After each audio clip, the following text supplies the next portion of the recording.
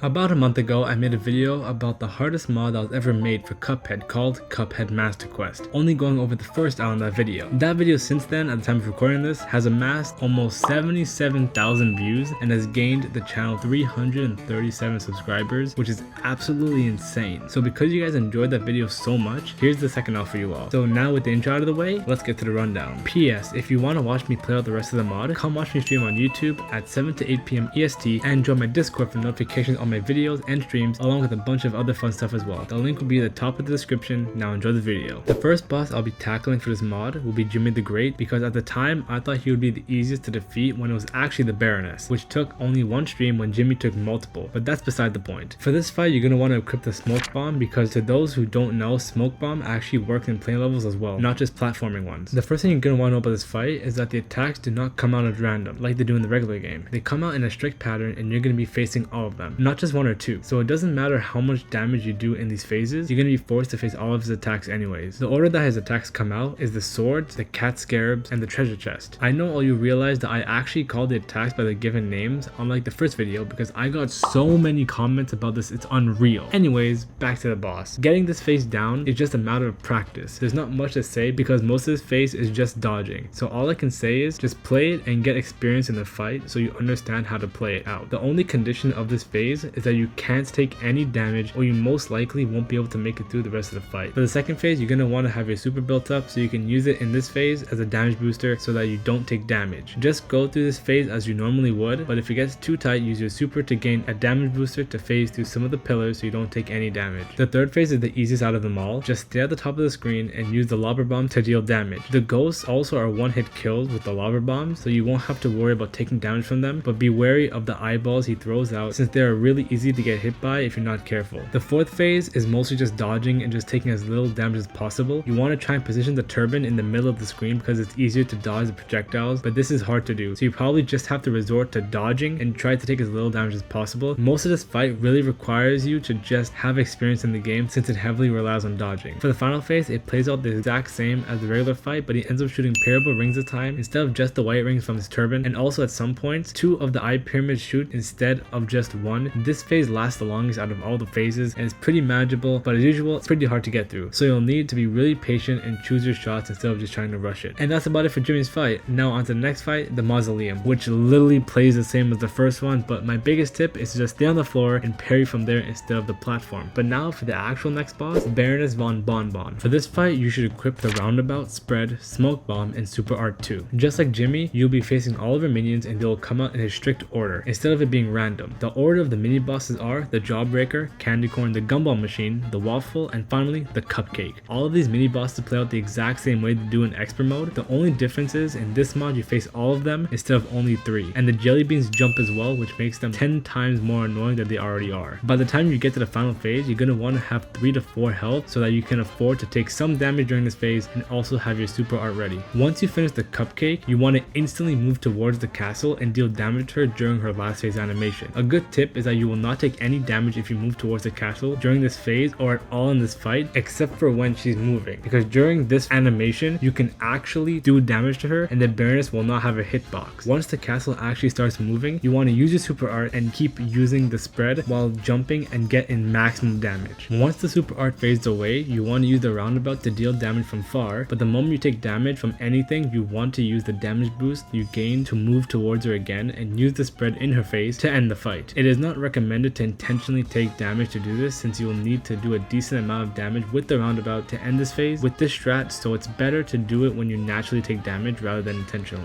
Overall, this fight isn't terribly difficult, but it's still pretty hard since you need to preserve your health throughout this fight, along with those jumping jelly beans, which is just aids in general. But the next fight we're going to tackle is Grim Matchstick. Now I know you all are asking, isn't Grim the hardest fight in the Isle? Why are you doing it so early? Well, surprise surprise, he isn't the hardest boss in the Isle. That title actually goes to Wally Warbles, but we'll get to him later. For this fight, you're going to want to equip the roundabout, lobber, smoke dash, and the second super art, even though you probably won't use it at all during this fight. When the fight starts, you want to instantly start using the roundabout facing the opposite direction, because throughout this phase, the clouds will be moving towards him like they do in expert mode, and Grim will instantly start shooting rings, but this time they'll be spaced out a lot more and a whole lot faster than they usually are. His fireballs are actually what changed the most, because now instead of him only shooting either 1 or 2 fireballs, he now has 3 different rotations of fireballs he can shoot. He still shoots his regular one fireball that moves up and down the screen, but he's now able to shoot one fireball right down the middle of the screen as well. He is also able to shoot 3 fireballs at once, which is a combination of the double fireball he shoots in regular mode plus the one fireball he shoots down the middle, which is why we equip the smoke bomb so we can get through that unharmed. My advice for this phase is just keep using the roundabout the entire time to get guaranteed damage onto him while using the lobber's EX when you get the chance. Once the second phase starts, the clouds will start switching directions, they move, and they'll start moving towards the left side of the screen rather than the right. This phase plays out exactly how it does in regular mode, only this time the fireballs will attack you at a faster rate than usual. My tip is to jump on the same platform when dodging so you don't risk getting hit traversing the platform. Basically just do whatever you did to get through the phase usually and it'll probably work. The final phase is going to take a lot of patience to get through, as you don't want to risk getting hit at all, because all that will do is only induce panic into you through this phase and you won't be able to last in the long run. The only reason why I recommended to take the second super art is for this phase in particular. So if you're not as confident in your dodging abilities, you can use it to get damage in while invincible to make the phase shorter, but a majority of the time you're going to need to be really patient throughout this phase. The only points in this fight where you're going to have a chance to deal damage to him is when he's using the flamethrower attack, since that's the only time where you're guaranteed to get damage off without risking any damage being taken in return. You're going to only want to use the lobber in this phase, as using the roundabout will just be harder to get damage off since it shoots in a straight line, whereas the lobber deals damage downwards. So only use the lobber throughout this phase. But my biggest piece of advice, and something I can't stress enough, is that you have to be patient. If you have the patience to do this, you will have a higher chance of beating this boss rather than trying to rush through it. And now with the great big dragon out of the way, we make our way to the circus where we face off with the clown himself, Beppi the Clown, which for me anyway was the second hardest boss in the mod. So let's get to it, shall we? For this boss, you want to equip the roundabout, spread, heart charm, and super art 1. This fight is one of the only rare fights in this mod where everything plays out exactly the same as it does in the regular game, but the only difference is that everything is much faster than usual. In the first phase, besides Beppi driving his car much faster now, the only difference is that the ducks actually respawn after shooting them, meaning that if you shoot at the ducks, you still have a chance of taking damage when jumping into them. Also, the light bulb ducks come out in packs this time rather than once every other duck. Use the roundabout throughout this phase since you will always be getting hits off, and it'll be easier to hit the ducks above you. And for the light bulb ducks, you mostly want to dash under them when you're on the right side of the screen and shoot them when you're on the left side. Sometimes when you dash under them, they won't drop the light bulbs at all. I'm not sure why this happens, but it doesn't drop. I assume it's because we're on an older version of the game, but that's just a guess. For the second phase, you want to mainly use the spread throughout so you can get rid of the dogs at a faster rate while also dealing damage to Beppi in the process. Also, since Beppi has no hitbox in this phase, you can actually jump into him and use your EXs to deal damage, or you can parry the pink dogs and deal damage to him that way as well with your EX. For the third phase, I don't really have much to say other than you just need experience in the game to understand how to do this phase. The phase essentially plays out the same as expert mode, but everything is at a much faster rate and dodging is much harder than usual. The best way to deal damage to Beppi in this phase is when the roller coaster isn't on screen. Just go under him and use the spread to deal damage to him. You can use the roundabout EXs if you want, but that doesn't do nearly as much damage as just using purely the spread. Also, once the coaster is on your screen, you want to only use the roundabout so the projectiles are always able to hit when he's on the left since you won't be facing him. But if he's on the right, you most likely won't be getting any hits off. And for the final phase, unlike the normal fight, the spinning platforms that move above you actually disappear after a few seconds you step on them, which means you need to be constantly moving. And once the penguins arrive on screen, you want to move to the left side of the screen and kill off both penguins on that side and dodge the rest of the baseballs the other two throw. But if you have your super saved up, once the penguins arrive, you can kill off one of the penguins on the far left and use your super to kill the rest of the 3, and then deal damage to Beppi unharmed with the spread. Throughout this phase, you mostly want to save up your cards for your supers since you won't have a chance to use your EXs since you risk taking damage on the platform with them disappearing and all. And the fact you have to dodge the baseballs that the penguins throw as well. So it'll be in your best interest to save up your super art rather than risk using your EXs. And as a final tip for this boss, the penguins always come out in the same formations, so there's no need to worry about them standing in different positions than they usually do. And that's it for Beppi. Overall, a really tough boss in my opinion, but that's just me because everyone else said he's really easy. But now for the final and absolute hardest boss of Isle 2 Masterquest, Wally Warbles. For this fight, you're going to want to equip the heart charm, and since it's a plain level, that's about it. Once the fight starts, you want to move to where my character is on screen. I'm not too sure how to explain it, but look where I am and position yourself there, because this is how you're going to be able to dodge the eggshells while still getting damage in. You also want to position yourself depending on which direction Wally is moving on screen. So when Wally is moving upwards, you want to stay a little bit above him, and when he's moving downwards, you want to stay a bit below him so that you're able to dodge the incoming shells and deal damage. When you're in these exact positions, whenever the egg breaks, the eggshells will not hit you. So make this your default position in this part of part of the fight since it's the quote-unquote safe zone. You also want to be parrying as many pink birds as possible to be able to use as many super arts as you can during this phase. So anytime you have your super art stacked up, use it. You also want to use an EX to get rid of the smaller birds if they get in the way of your movements on screen. Using your EX is way faster than shooting them and has a way lower chance of you taking damage from either the eggs or the birds themselves. And finally, once he starts throwing his feathers out, you just need enough experience in the game to be able to dodge these. I don't have anything else to say on that other than actually playing the boss to learn the patterns and you'll get it, because I was terrible at the beginning and the more I played the better I became. For the second phase, use your guns on the inside when his eggs are spread out, and once he brings his eggs back in, use the lava bomb to deal damage. And that's pretty much it. Just do this and parry the laser when he shoots it. I know it sounds easy in explanation, but in my opinion it's probably the hardest phase next to the last because of how unfair the movements are and the fact that you can be damaged by parrying since it's an older version of the game. But now for the last phase and the wrap up of this video. For this phase you're gonna want to need 3 to 4 health because this section is full bullet hell. Yes, I know